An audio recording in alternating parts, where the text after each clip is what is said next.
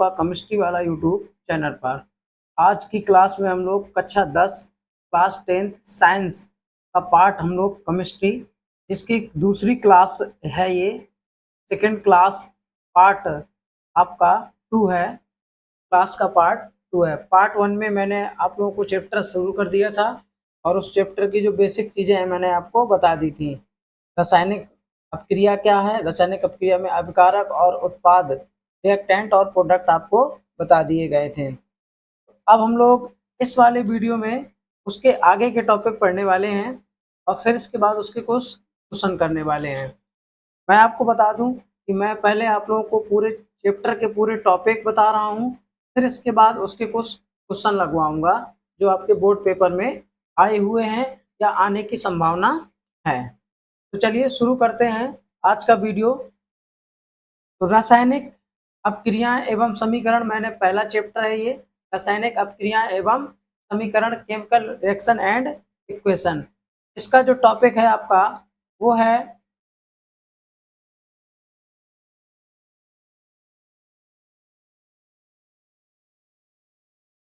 रासायनिक समीकरण क्या होता है। ठीक है, मैंने आपको रासायनिक अपक्रिया बताया था कि reactant is equal to product, reactant का प्रोडक्ट में कन्वर्ट करना ही क्या है आपका केमिकल रिएक्शन, केमिकल रिएक्शन है। ठीक है, अब उस केमिकल रिएक्शन को हम लोग किस प्रकार से लिखते हैं उसको हम लोग कहते हैं रासायनिक समीकरण। जैसा कि इसमें कहा गया रासायनिक समीकरण आपका क्या है, किसी रासायनिक अपक्रिया का संक्षिप्त विवरण ही क्या है, रासायनिक समीकरण कहलाता है।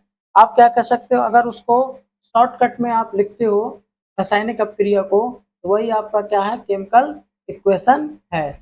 जैसे यहाँ पर एक अपक्रिया हुई थी कि हम लोग क्या करें, मैग्नीशियम रिबन को आप गर्म करें, वायु में जाके मैग्नीशियम रिबन को गर्म करें तो एक व्हाइट कलर का प्रोडक्ट आपको मिलता है, व्हाइट कलर का पदार्थ उत्पन्न होता है।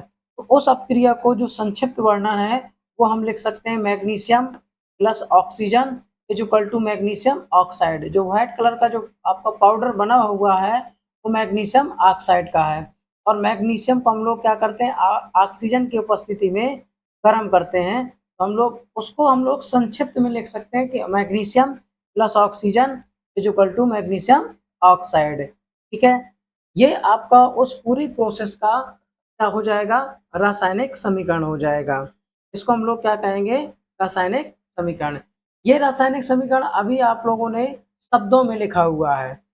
अब आगे हम लोग देखते हैं कि इसी रासायनिक समीकरण को हम क्या कर सकते हैं, मॉलिक्यूलर फॉर्मूला और सैम्बल के रूप में प्रदर्शित कर सकते हैं, रिप्रेजेंट कर सकते हैं। उसको हम लोग कहेंगे रासायनिक समीकरण, या आप कह सकते हो असंतुलित रासायनिक समीकरण। तो चलिए देखते हैं उसको भी। अभी इसके मैं आपको क्वेश्चन कराऊंगा, रासायनिक समीकरण को किस प्रकार से लिखा जाता है, रासायनिक समीकरण का लिखना। तो रासायनिक समीकरण को आप जो शब्द वाले रासायनिक समीकरण होते हैं, जैसा कि मैंने अभी आपको बताया magnesium plus oxygen is equal to magnesium oxide. ठीक है, ये आपका क्या हो जाएगा, शब्द इक्वेशन हो जाएगी। कौन सी इक्वेशन हो जाएगी, आपकी शब्द इक्वेशन हो जाएगी, वर्ड में इक्वेशन हो जाएगी। इसी इक्वेशन को हम लोग क्या करते हैं, शब्दों के बदले हम लोग क्या करते हैं, उसको प्रतीक और सूत्रों का उपयोग करते हैं रासायनिक समीकरण को लिखने के लिए। और इस प्रकार के हम लोग समीकरण को कंकाली रासायनिक समीकरण कहते हैं, या आप कहलाता है। तो हम लोग क्या कहेंगे, कंकाली रासायनिक समीकरण कहलाता है। एक chemical equation written using symbol and formula. हम लोग क्या करते हैं, रासायनिक समीकरण को लिखने के लिए हम लोग सिंबल का उपयोग करते हैं। अब जो कंकाली समीकरण आपके होते हैं ये जरूरी नहीं होते कि ये आपके बैलेंस समीकरण हो, संतुलित समीकरण हो। जैसे हम लोगों का मैग्नीशियम प्लस ऑक्सीजन था, तो मैग्नीशियम का सिंबल हमने Mg रख दिया, ऑक्सीजन का सिंबल हमने O2 रख दिया, और मैग्नीशियम ऑक्साइड का फॉर्मूला हमने MgO रख दिया। इसको हम लोग ऐसा भी लिख सकते हैं, MgO रख दिया। ये आपका क्या होगा, एक प्रकार का कंकाली समीकरण हो गया, कंकाली इक्वेशन हो गया। तो अब इस इक्वेशन को हमने क्या किया है, इस इक्वेशन को हमने लिखा है शब्दों से इसको सिंबल और सूत्रों में बदल दिया है। इसको हम लोग कहेंगे कंकाली रासायनिक समीकरण। ठीक है, आप लोगों को समझ में आ गया होगा। अभी इसके क्वेश्चन करेंगे तो सारी बातें आपकी क्लियर हो जाएंगी। चलिए आगे बढ़ते हैं हम लोग।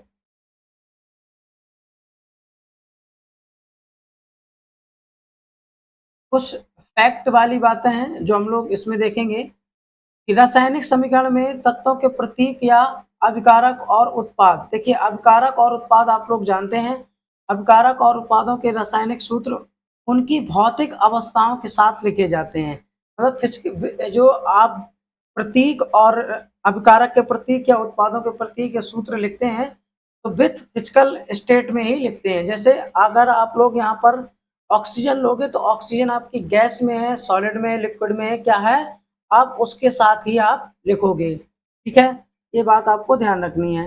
दूसरी, रासायनिक अपक्रियाओं में आवश्यक परिस्थितियां जैसे ताप, दाब, उत्प्रेरक आदि को तीर के निशान के ऊपर या नीचे दर्शाया जाता है। जैसे अभी इक्वल टू लगा था, तीर का निशान ये आपका। तो जैसे अब कोई अपक्रिया है जो टेम्परेचर पे संपन्न हो रही है, या कि कोई अपक्रिया है जो आपका उत्प्रेरक उसमें यूज हो रहा है। उत्प्रेरक क्या है अभी आपको मैं बता दूंगा।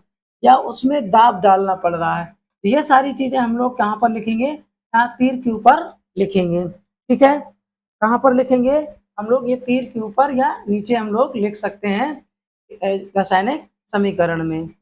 ये आप लोगों की बात थी, इम्पोर्टेंट फैक्ट था, इसको आप लोग याद रखेंगे रासायनिक समीकरण लिखते समय। देखिए ये यहाँ से कभी कभार बोर्ड पेपर में आपके क्वेश्चन पूछ लेता है, लेकिन ये जानना आपको बहुत जरूरी है किसी भी रासायनिक अपक्रिया के समीकरण को हम कैसे लिखते हैं। क्योंकि केमिस्ट्री अगर आप पढ़ रहे हैं तो रासायनिक समीकरण आपको लिखना ही पड़ेगा, क्योंकि यही है उसमें। ठीक है, ये आपको बहुत ज़्यादा जरूरी है जानना। चलते हैं आगे, देखते हैं क्या है। इम्पोर्टेंट टॉपिक है कि संतुलित रासायनिक समीकरण क्या है। आपको रासायनिक समीकरण संतुलित करने को आएगा। देखिए किसी भी समीकरण में दो साइड होते हैं, एक आपका लेफ्ट साइड और दूसरा आपका राइट साइड। शॉर्टकट में बोले तो कि लेफ्ट साइड जितने भी परमाणु अणु होते हैं और राइट साइड में जितने भी परमाणु अणु होते हैं वो उनकी संख्या क्या होनी चाहिए, बराबर होनी चाहिए। मतलब बाईं ओर और दाईं ओर अणुओं या परमाणुओं की संख्या, प्रत्येक तत्व के परमाणुओं की संख्या क्या होनी चाहिए, बराबर होनी चाहिए। उसी को हम लोग कहेंगे संतुलित रासायनिक समीकरण। A chemical equation which the number of atoms of each elements is the same and both the left and right side. मतलब कि आपका क्या है, किसी भी एलिमेंट के जो एटम है वो लेफ्ट और राइट साइड दोनों क्या होनी चाहिए, बराबर होनी चाहिए। तो इसमें हम लोग थोड़ा सा ध्यान देंगे और अच्छे से इसको समझेंगे। तो चलिए एक ही एग्जांपल मैंने लिया है, zinc plus H2SO4 Zn plus H2SO4 is equal to ZnSO4 plus H2। देखिए अब यहाँ पर संतुलित कैसे करेंगे। आप लेफ्ट साइड देखिए पहले, दोनों H2SO4 में और Zn में। यहाँ पर Zn की संख्या कितनी है, 1 है, क्योंकि एक ही है। यहाँ पर H2SO4 में देखिए हाइड्रोजन 2 है, सल्फर 1 है और ऑक्सीजन 4 है। आप चाहो तो यहाँ पर लिख भी सकते हैं, लेकिन इस तरीके से संतुलित करना अगर आप सीख जाओगे तो थोड़ा सा जल्दी संतुलित कर पाओगे, नहीं तो आपको काफी टाइम लग जाएगा। अब यहाँ राइट साइड में हम लोग देखें तो जिंक कितना है, 1 है। एस कितना है, 2, 1 है। सल्फर कितना है, 1 है। ऑक्सीजन कितना है, 4 है। और हाइड्रोजन 2 है। तो अब अगर हम लोग यहाँ पर बात करें तो हाइड्रोजन और सल्फर, यहाँ पर सारी चीजें आपकी क्या हैं, इक्वल हैं। तो ये आपका समीकरण क्या है, बैलेंस, मतलब संतुलित समीकरण आपका कहलाएगा। क्यों, क्योंकि दोनों साइड लेफ्ट और राइट साइड परमाणुओं की संख्या क्या है, बराबर है। इसलिए ये आपका क्या कहलाएगा, संतुलित रासायनिक समीकरण कहलाएगा। एक हम लोग असंतुलित रासायनिक समीकरण का एग्जाम्पल लेते हैं और इसके बाद उसको समझते हैं।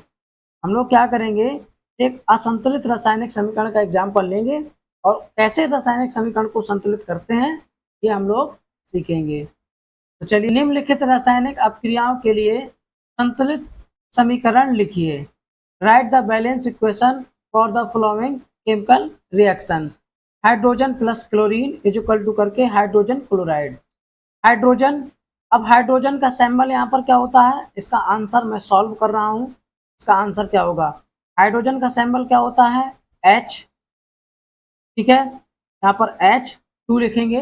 हाइड्रोजन यहाँ पर आप अणु लेंगे, तो हाइड्रोजन का सिंबल आपका क्या हो जाएगा, H2 प्लस, यहाँ पर गैस की फॉर्म में हम लोग हाइड्रोजन क्या लेंगे, हम लोग गैस की फॉर्म में लेंगे, प्लस हम लोग क्लोरीन Cl2 भी गैस की फॉर्म में लेंगे, इज इक्वल टू करके हाइड्रोजन क्लोराइड। तो हाइड्रोजन क्लोराइड का जो फॉर्मूला होता है वो HCl होता है। अब यहाँ पर बात यह है कि हाइड्रोजन क्लोराइड का फॉर्मूला आपको आना चाहिए। अब वो आएगा कैसे, यहीं पर आपको ध्यान देना है। अब पहले तो हम इसको बैलेंस कर लेते हैं, फिर इसके बाद हाइड्रोजन क्लोराइड का फॉर्मूला कैसे आया मैं आपको बता देता हूँ। और आप लोगों ने नाइन्थ क्लास में पढ़ा भी होगा।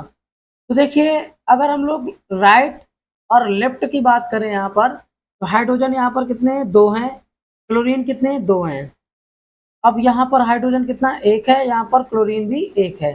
तो हम लोग क्या करेंगे, यहाँ पर दो लगा देंगे और अब क्रिया आपकी बैलेंस हो जाएगी।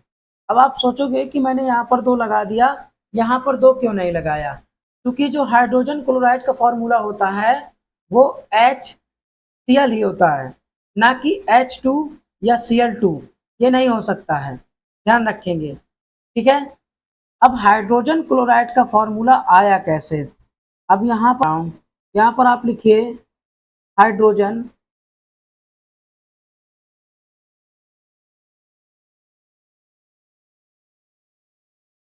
हाइड्रोजन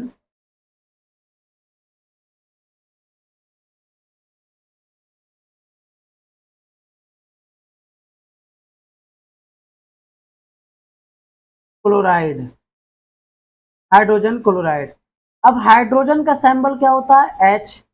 क्लोराइड का सिंबल क्या होता है, Cl। हाइड्रोजन की वैलेंसी क्या होती है, 1। अगर नहीं याद है तो आप याद कर लीजिए, वैलेंसी 1। क्लोराइड की वैलेंसी 1।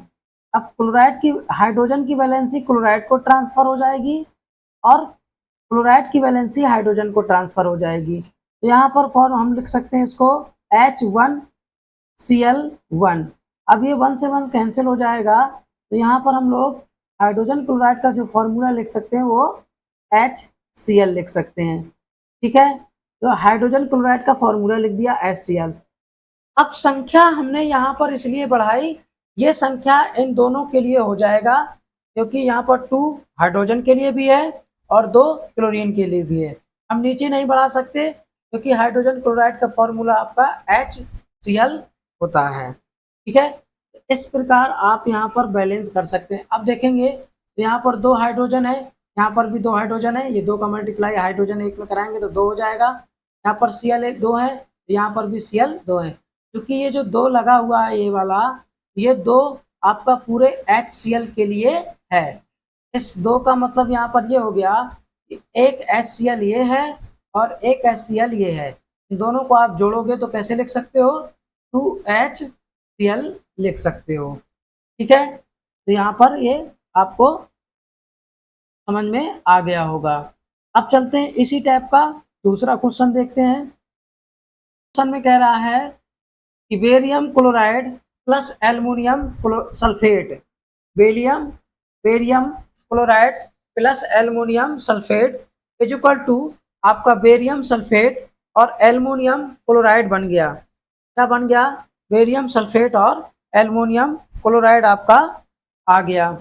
अब अगर हम लोग यहाँ पर बात करें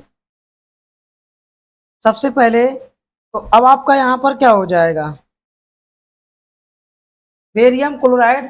तो अब देखिए, अब जैसे मैंने हाइड्रोजन क्लोराइड का फॉर्मूला बनाया, वैसे आपको बेरियम क्लोराइड का फॉर्मूला बनाना आना चाहिए, एल्युमिनियम सल्फेट का फॉर्मूला बनाना आना चाहिए, बेरियम सल्फेट का फॉर्मूला आना चाहिए और एल्युमिनियम क्लोराइड का भी आना चाहिए। ये आप सारे फॉर्मूले आप 9th क्लास में पढ़ चुके हैं। देखिए, बेरियम क्लोराइड का जो फॉर्मूला होगा, बेरियम का आपका Ba होता है सिंबल। ठीक है, क्लोराइड का आपको पता है Cl होता है। बेरियम की जो संयोजकता होती है बेरियम की वो 2 होती है और क्लोराइड की मैं आपको बता चुका हूँ 1 होती है। तो बेरियम की वैलेंसी हम लोग ट्रांसफर कर देंगे क्लोरीन की ओर और क्लोरीन की वैलेंसी ट्रांसफर कर देंगे बेरियम की ओर। तो BaCl2 ये आपका बेरियम क्लोराइड का फॉर्मूला बन गया। अब प्लस, अब देखिए एल्युमिनियम। अब अगर मैं बात करूं तो यहाँ पर आपका एल्युमिनियम का सिंबल Al होता है और सल्फेट का सिंबल आपका SO4 होता है। एल्युमिनियम की वैलेंसी 3 होती है। अगर आपको नहीं याद है तो आप सर हमको फॉर्मूला बनाना बता दीजिए और अच्छे से, तो मैं पूरी डिटेल एक वीडियो पूरा आपको फॉर्मूला बनाने का ही बता दूंगा कि किस प्रकार से यौगिकों के रासायनिक सूत्र बनाए जाते हैं, केमिकल फॉर्मूला किस प्रकार से बनाए जाते हैं। तो एल्युमिनियम की वैलेंसी 3 और सल्फेट की वैलेंसी 2 होती है, क्योंकि सल्फेट अगर आयन के रूप में लिखा जाता है तो SO4 माइनस माइनस लिखा जाता है। तो हम लोग एल्युमिनियम की वैलेंसी सल्फेट को ट्रांसफर कर देंगे और सल्फेट की वैलेंसी एल्युमिनियम को ट्रांसफर कर देंगे। तो यहाँ पर हमारा फॉर्मूला हो जाएगा Al2SO4। अब देखिए SO4 ये पूरे में आपका 3 ट्रांसफर हुआ है, यहाँ पर हम लोग ब्रैकेट लगा के होल थ्राइज लिख देंगे। अब ये होल थ्राइज का मतलब ये है कि ये जो 3 है ये ऑक्सीजन के लिए भी है और ये 3 आपका सल्फर के लिए भी है, ठीक है, इज इक्वल टू करके। अब यहाँ पर क्या कह रहा है कि बेरियम सल्फेट और एल्युमिनियम क्लोराइड, तो आप क्या करिए इनके आयन को एक्सचेंज कर दीजिए, ठीक है, मतलब कि क्लोराइड की जगह आप यहाँ पर सल्फेट की जगह क्लोराइड आ जाएगा और क्लोराइड की जगह सल्फेट चला जाएगा, लेकिन इनकी वैलेंस, तो बेरियम सल्फेट का अगर फॉर्मूला बनाएंगे तो बेरियम का फॉर्मूला, बेरियम का सिंबल Ba, सल्फेट का SO4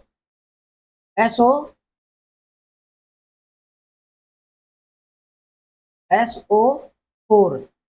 बेरियम की वैलेंसी 2, संयोजकता 2 और सल्फेट की वैलेंसी 2। अब आप लोग इन दोनों की वैलेंसी ट्रांसफर करेंगे तो यहाँ पर 2 आएगा, यहाँ पर 2 आएगा और दोनों की वैलेंसी आपकी 2 2 कट जाएंगी। जो फॉर्मूला बनेगा वो बनेगा BaSO4, ठीक है, प्लस यहाँ पर एल्युमिनियम क्लोराइड, तो मैं आपको बता चुका हूँ एल्युमिनियम क्लोराइड का फॉर्मूला AlCl3 हो जाएगा। तो जो आपकी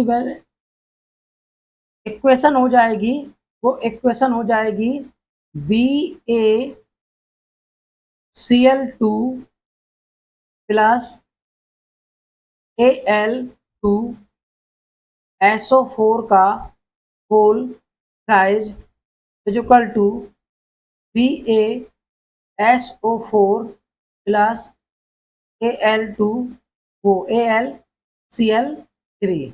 अगर ये स्क्रीन के बाहर जा रहा है तो आप ध्यान रखेंगे थोड़ा सा। अब ये अपक्रिया तो हो गई, लेकिन ये अपक्रिया अभी बैलेंस नहीं है। अब हम इसको क्या करेंगे, बैलेंस करेंगे, ठीक है। हम इसको क्या करेंगे, Cl2 प्लस Al2SO4 का whole thrice is equal to BaSO4 plus AlCl3।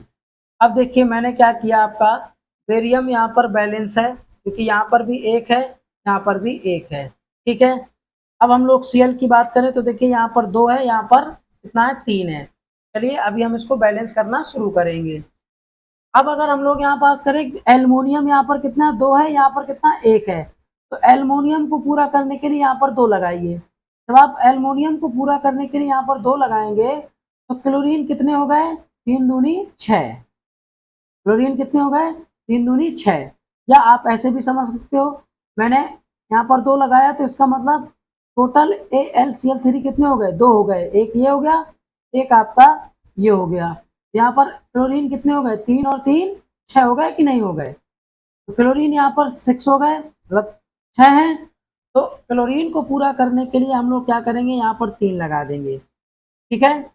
Chlorine को पूरा करने के लिए हम लोग यहाँ पर 3 लगा देंगे तो 3 दूनी 6, यहाँ पर भी क्लोरीन, यहाँ पर भी 3 दूनी 6 क्लोरीन हो गए। अब हम लोग क्या करें, ध्यान रखिए। अब देखिए यहाँ पर बी ए कितने हो गए, बेरियम 3 हो गए, यहाँ पर 1 है तो यहाँ पर 3 लगा दीजिए, तो बेरियम पूरे हो गए। अब देखिए SO4 देखिए टोटल, तो टोटल SO4 कितने हैं, SO4 टोटल कितने हैं, यहाँ पर 3 हैं, और यहाँ पर भी देखिए 3 हैं SO4, ठीक है, क्योंकि BaSO4 आपके टोटल कितने हैं, 3 हैं, 3 बार आप लिखिए इनको, ये लीजिए BaSO4 कितने हैं, 3 हैं, तो 1 2 3 3 3 हो गए SO4, यहाँ पर भी आपके कितने हैं टोटल, 3 है, होल राइज है। इस प्रकार ये अपक्रिया क्या हो जाएगी, आपकी बैलेंस हो जाएगी अपक्रिया।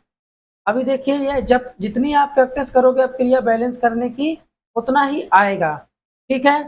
कुछ रूल है, रूल मैं अपने मन से जो मैंने आपको रूल बनाए हैं, कभी भी फॉर्मूला के यहाँ पर नीचे अंक नहीं बढ़ाते हैं, यहाँ पर नीचे अंक आप लोग नहीं बढ़ाओगे, जो जिसका फॉर्मूला होता है वो अंक आपके लगे रहेंगे, बैलेंसी वाले लगे रहेंगे, लेकिन आप अपने मन से बैलेंस करने के लिए वहाँ पर अंक नीचे नहीं बढ़ाते हैं, हमेशा फ्रंट में ही अंक लिखे जाते हैं। जैसे यहाँ पर मैंने 3 लिखा, यहाँ पर 2 लिखा, यहाँ पर 3 लिखा, तो यहीं पर लिखे जाते हैं। अब क्रिया ये बैलेंस होके आ जाएगी आपकी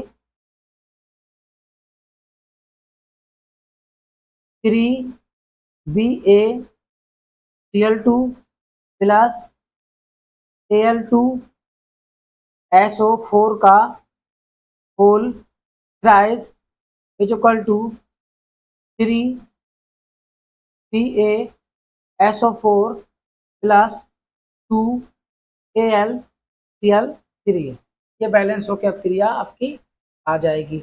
अब देखते हैं इसी टाइप का एक और क्वेश्चन देखते हैं हम लोग, दूसरा देखते हैं वो क्या है, ठीक है। तो वो क्वेश्चन आपका ये रहा,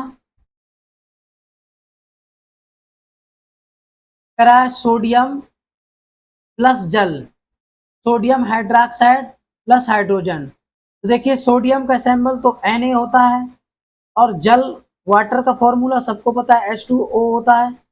सोडियम हाइड्रोक्साइड का क्या हो जाएगा, देखिए सोडियम हाइड्रोक्साइड का, सोडियम का सैंबल A और हाइड्रोक्साइड का OH, सोडियम की वैलेंसी होती है 1 और हाइड्रोक्साइड की भी होती है 1, तो 1 से 1 आप यहीं पर काट दीजिए, तो हो जाएगा आपका NaOH। यहाँ पर सोडियम हाइड्रोक्साइड का फॉर्मूला क्या हो गया, NaOH हो गया, और हाइड्रोजन क्या हो गया, H2 हो गया।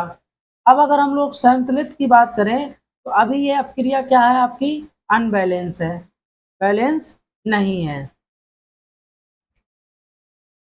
तो बैलेंस करेंगे, देखिए पहले सोडियम देखें, यहाँ पर सोडियम कितना है, 1 है, ठीक है, यहाँ पर सोडियम कितना है, 1 है। हाइड्रोजन देखेंगे, यहाँ सॉरी ऑक्सीजन देख लीजिए, यहाँ पर 1 है, यहाँ पर भी 1 है। अब हाइड्रोजन देखेंगे, यहाँ पर 2 है, यहाँ पर कितना, 2 और 1 3 है। तो हम लोग यहाँ पर लगाएंगे हाइड्रोजन को बैलेंस करने के लिए, यहाँ पर आप क्या करिए, 3 लगा दीजिए, ठीक है। तो 3 दूनी यहाँ पर कितना हो गया, 6 हो गया। तो यहाँ पर आप क्या करिए कि ऑक्सीजन यहाँ पर कितने हो गए, 3 हो गए, तो यहाँ 3 आप लगा दीजिए, तो ऑक्सीजन 3 हो गए।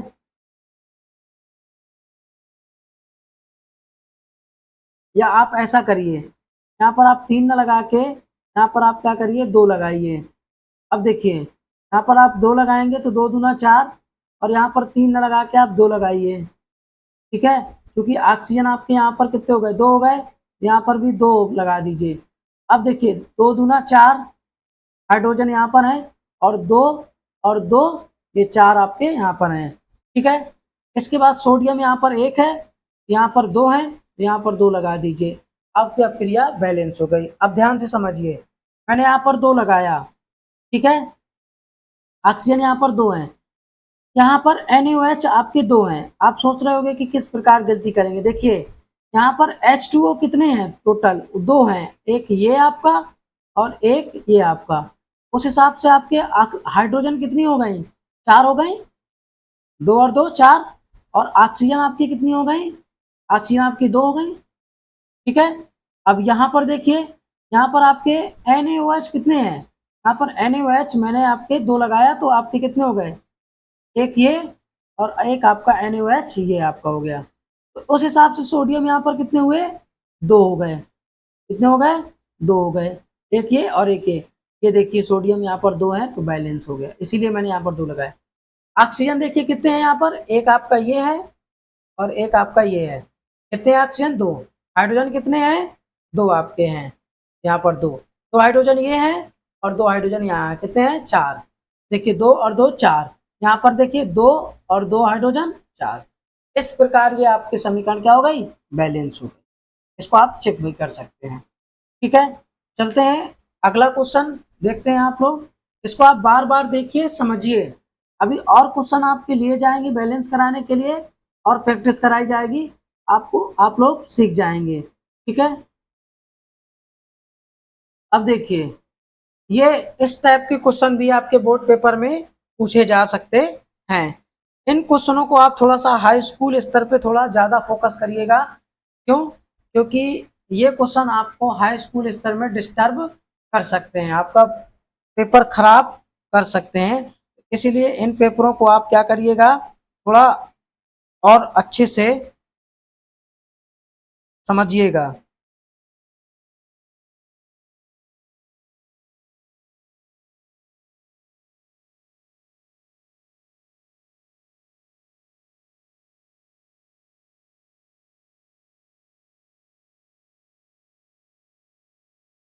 अब इसमें कह रहा है कि जल में बेरियम क्लोराइड तथा सोडियम सल्फेट के विलयन विलयन अपक्रिया करके सोडियम क्लोराइड व विलयन सोडियम क्लोराइड का विलयन तथा अघुलनशील बेरियम सल्फेट बनाते हैं।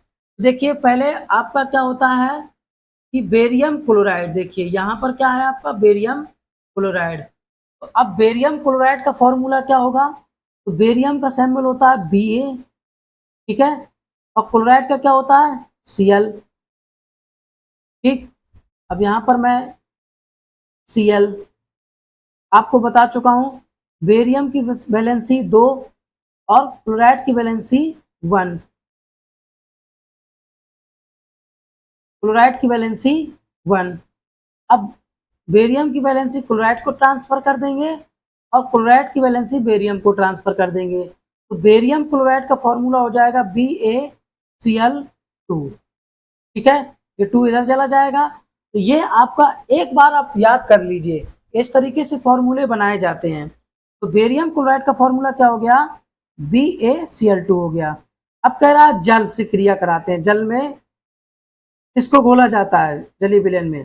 अब सोडियम सल्फेट को घोला जाता है, तो सोडियम सल्फेट का फॉर्मूला क्या हो जाएगा यहाँ पर, तो सोडियम का सिंबल होता है Na, सल्फेट का SO4। सोडियम की वैलेंसी होती है 1 और सल्फेट की वैलेंसी होती है 2। अभी मैं वैलेंसी कहाँ से पता कर पा रहा हूँ, इसके लिए देखिए अगर आपको बैलेंस ही नहीं आता, फॉर्मूला अगर आपको बनाना नहीं आता, आप कमेंट बॉक्स पर कमेंट पे बताएं और वहां पर आप कहें कि हमको ये फॉर्मूला और बैलेंसी निकालना बता दीजिए, तो मैं पार्टिकुलर इसका एक वीडियो बना दूंगा। वहां से आपको बैलेंसी निकालना भी पता चल जाएगा और आपको फॉर्मूला बनाना और अच्छे से आ जाएगा। ठीक है, बैलेंसी आ जाएगा, सैम्बल याद हो जाएंगे तो आप बना सकते हो फॉर्मूला। तो सोडियम सल्फेट, तो देखिए अब यहाँ पर सल्फेट क्या करेगा, अपनी वैलेंसी सोडियम को ट्रांसफर करेगा और सोडियम अपनी वैलेंसी सल्फेट को ट्रांसफर करेगा। तो फॉर्मूला हो जाएगा, यहाँ पर आप प्लस लगाइए Na2SO4, ये हो गया इक्वल टू। अब दोनों अब क्रिया करके क्या बनाते हैं, सोडियम क्लोराइड बनाते हैं। देखिए सोडियम क्लोराइड का फॉर्मूला सब लोग जानते होंगे NaCl होता है। अब बेरियम सल्फेट बनेगा, देखिए सल्फेट की वैलेंसी होती है 2, बेरियम की 2 होती है, 2 से 2 कट गया, तो बेरियम सल्फेट जो बनेगा आपका वो हो जाएगा BaSO4 हो जाएगा। अब प्लस सोडियम क्लोराइड NaCl। अब इसको बैलेंस करना है, तो देखिए यहाँ पर सोडियम कितना है आपका 2 है, यहाँ पर 1 है, यहाँ पर हम लोग सोडियम को पूरा करने के लिए 2 लगा देते हैं पहले। अगर हम लोग 2 लगा दिए तो देखिए Ba कितना है, 1 है, यहाँ पर भी 1 है। SO4 यहाँ पर कितना है, 1 है, तो यहाँ पर भी 1 है। अब यहाँ पर क्लोरीन 2 है, तो यहाँ पर भी देखिए 2 लगा दिया मैंने, तो 2 हो गया क्लोरीन भी। अब यह क्रिया क्या हो गई, बैलेंस हो गई। ठीक है, ये आपका समीकरण हो गया। इस टाइप के क्वेश्चन आपके आते हैं, इनको देखिए, बार बार प्रैक्टिस करिए, समझिए। ठीक है, अब देखिए एक क्वेश्चन और देख लेते हैं।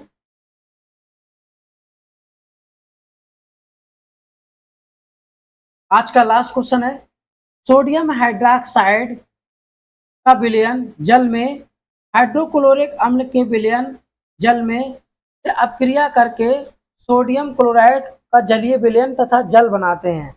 अब देखिए यहाँ पर क्या है कि सोडियम हाइड्रोक्साइड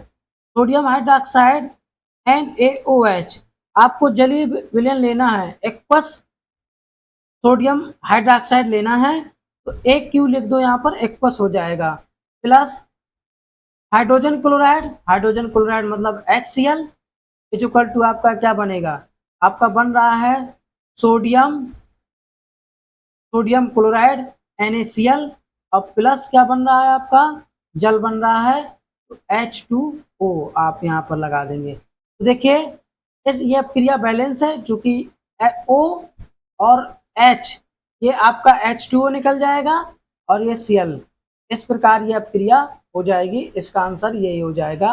केवल आपको यहाँ पर इक्वेशन लिखनी होती है। अगर आपको इक्वेशन लिखना आ रहा है तो केमिस्ट्री का पेपर बहुत सरल आपका हो जाएगा, क्योंकि इनमें टाइम भी नहीं लगता।